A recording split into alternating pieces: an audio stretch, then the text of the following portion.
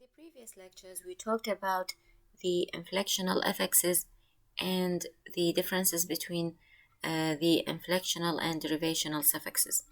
And we've said that the inflectional affixes are only 9 in the English language, only 9. So, in order to recognize an affix as derivational or inflectional, all we have to do is to notice whether it is an inflectional affix or not. If it is not inflectional, so it is derivational. Notice that all prefixes in English are derivational. Well, remember that prefixes are bound morphemes that occur before the base, so all affixes that occur before the base are derivational with no exception, because we don't have any inflectional prefix. All prefixes in English are derivational, but suffixes can be derivational or inflectional because we have suffixes that are inflectional. So in order to know whether the suffix is derivational or not, we have to notice whether it is inflectional or not. If it is not inflectional, so it is derivational. Now let's talk about the characteristics of the derivational affixes, the features of the derivational affixes. The first characteristic says that attaching a derivational suffix to English words is an arbitrary matter. Arbitrary means random. It is made with no specific reason. It is not systematic. Well, let's take examples. For example, we have certain suffixes that are added to adjectives to turn them into nouns. But is there any reason why happy takes ness specifically to make it happiness, the noun happiness? Why it doesn't take ACY, for example, or ANCE or ITY? Why I cannot say happiacy or happience or happiety to make it noun? There is no reason, because happy takes ness only, but why? No reason. It just happens. Happy plus ness. Supreme is another adjective, and it accepts ACY to make it a noun, and it also accepts ness to make it supremeness. So it can be supremacy or supremeness, but it doesn't accept ANC or ITY. Important is an adjective. It takes ANCE to make it a noun. Importance. Important is an adjective. Importance is a noun. Important cannot be made noun by adding NESS or ITY or ACY. It takes only ANCE. Responsible takes only ITY to make it a noun, responsibility, not responsibilience or responsibility or responsibleness. It takes only ITY. So why? There is no answer, because attaching derivational suffixes to English words is an arbitrary matter. It just happens without any specific reason. The second characteristics of the derivational affixes is that they sometimes change the part of a speech to which they are added. Sometimes, not all the times. Some derivational affixes change the part of a speech. The noun becomes a verb. The verb becomes an adjective, or the adjective becomes an adverb after adding the derivational suffixes to English words. Act can be a noun or a verb, but if we add IVE, which is a derivational suffix, to this word, we will have an adjective, active. Then If we add ate, which is another derivational suffix, to active, we will have activate. Activate is a verb. So notice that the suffix ive, it changes the part of speech. Act was a noun or a verb, and after adding the suffix, the word becomes an adjective. Ate changes the adjective into a verb. So active is an adjective, but after adding ate, the word becomes a verb. Create. Create is a verb. When we add ive to this verb, it becomes an adjective, creative. Then, if we add ity to creative, we will have a noun. Creativity is a noun. So notice that the derivational suffixes change. They sometimes change the part of a speech to which they are added. However, some derivational affixes do not change the part of a speech to which they are added. They simply change the meaning of the word after adding these affixes, or the suffixes or prefixes. For example, enter is a verb. Re-enter, after adding re to enter, it remains a verb. So both enter and re-enter are verbs, even after adding the derivational prefix re. Ironic is an adjective. Ironical is also an adjective, although we added the derivational suffix al, but the adjective remains an adjective. Happy is an adjective. Unhappy is also an adjective. So after adding un, the adjective remains an adjective, but we have a difference in meaning between the two words before and after adding the derivational affixes.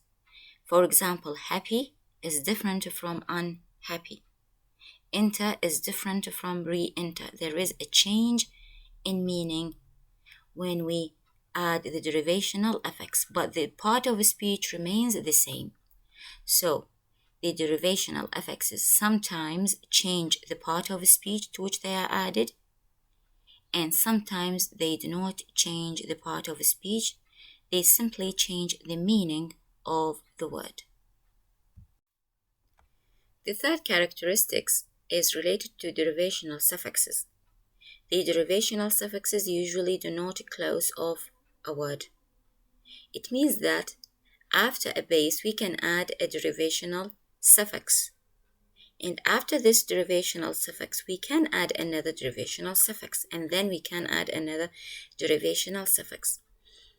They can pile up to the number of 3 or 4. So we can add derivational suffixes one after the other. They do not close off the word, but the one that closes off the word is the inflectional suffix. After the inflectional suffix, we cannot have any derivational suffix. Let's take the example fertile. Fertile accepts, it is a base, and accepts IZE, the derivational suffix IZE. The word becomes fertilize. Fertilize. After that, we can add another derivational suffix, which is ER, to become fertilizer. Fertilizer. After fertilizer, we can add S plural, fertilizers. But after adding this S plural, we can never add any derivational suffix, because the S plural is inflectional and it closes the word. We cannot add any derivational suffix after this inflectional suffix. Act. After act, we can have IVE, which is a derivational suffix. The word becomes active. After IVE, we can have ATE, which is another derivational suffix. So the word becomes activate. But if we add the ed at the end of this word as an inflectional suffix in activated, we cannot add any derivational suffix after ed because the inflectional suffix ed closes the word, it ends the word. We can never have any derivational suffix after the inflectional suffix. So the derivational suffixes do not close off the word. We can add more derivational suffixes after the derivational suffixes in the word. But with inflectional affixes, they close off the word, they end the word. We cannot add any derivational suffix after the inflectional suffixes. It's time to introduce a new term, that is the derivational paradigm. The derivational paradigm is a set of related words composed of the same base morpheme and all the possible derivational affixes that can go with this base. So, we come to this definition. What is a derivational paradigm? It is a set of related words. So, when we say it is a set, it doesn't mean that it consists of one word. It consists of two and more words. This is one. And when we say related words, it means that there is something in common between these words. So what is the thing that is common between these words? In fact, it is the base. So the derivational paradigm consists of words with the same base, but with different derivational affixes. Again, the derivational paradigm consists of related words with the same base and different derivational affixes without any inflectional affix. Let's take the example of a derivational paradigm of the word sin. In sin, we have the words that share the same base with sin, like sinful, sinfulness, sinless, and sinner. If you look at these words, they share something in common, that is the base. Sin is the base. Sinful, sin is the base. Full is a derivational suffix. In sinfulness, sin is the base. Full and ness are derivational suffixes. In sinless, sin is the base. Less is a derivational suffix. In sinner, sin is the base. er is a derivational suffix. So notice that in the derivational paradigm of the word sin, we have all words share the same base, which is sin, and different derivational affixes. And this is the derivational paradigm of the word sin. Another example is the word harm. We can have some words with the same base, that is harm, and different derivational affixes. And all these words are called the derivational paradigm of the word harm. So we have harmful, unharmful, harmless, harmfulness, harmlessness, harmfully, and harmlessly. In each one of these words, there is something in common, that is the base. In all of these words, the base is harm, but we have different derivational affixes. Harmful has the base harm plus a derivational suffix. Unharmful has the base harm and a derivational prefix un and a derivational suffix full. Harmless has the derivational suffix less and the base harm. In harmless, harmlessness, harmfully, and harmlessly, we have the base harm and two derivational suffixes like full and ness, less and ness, full and ly, less and ly. So notice all of these words have the same base but different derivational affixes with no inflectional affix. So they constitute the derivational paradigm of the word harm. Now, if I give you a set of related words with the same base, for example, norm, and different affixes, then I ask you this question: exclude the word or words which are not related to the derivational paradigm of the word norm. How to answer this question? You would see that all of the words given to you have the same base, which is norm, but you have different affixes. All you have to do is to exclude the word that has an inflectional affix, whether a suffix or infix. Because in the derivational paradigm, we should not have an inflectional affix in any word of the paradigm. All of the words should contain the base plus derivational affixes only. So let's see the words in this paradigm, in the paradigm of the word norm. We have normal, normality, normalize, normalizer, normalized, normalization, normally, abnormal, and normalizers. So in normal, for example, we have the base plus a derivational suffix, al. Normality, we have the base plus two derivational suffixes, al and ity. In normalize, we have two derivational suffixes, al and ize. In normalizer, we have the base plus al, ize, and er, three derivational suffixes. In normalized, we have the base norm plus al, ize, ed. So we have al and ize, which are derivational affixes. But what about ed? Ed, in fact, is an inflectional suffix. It is an inflectional suffix. So this word should be excluded because it is not related to the derivational paradigm of the word norm, because it has an inflectional suffix.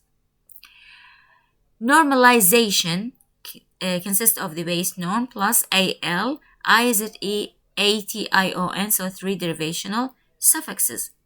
Normally consists of the base plus two derivational suffixes, al and ly. Abnormal consists of the base norm plus ab, which is a prefix, it is a derivational prefix, and al, which is a derivational suffix. Normalizers, we have the base norm plus al, ize, er, and s.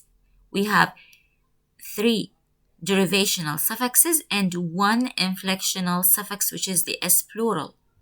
And the s plural is an inflectional suffix. So this word should be excluded because it has an inflectional suffix.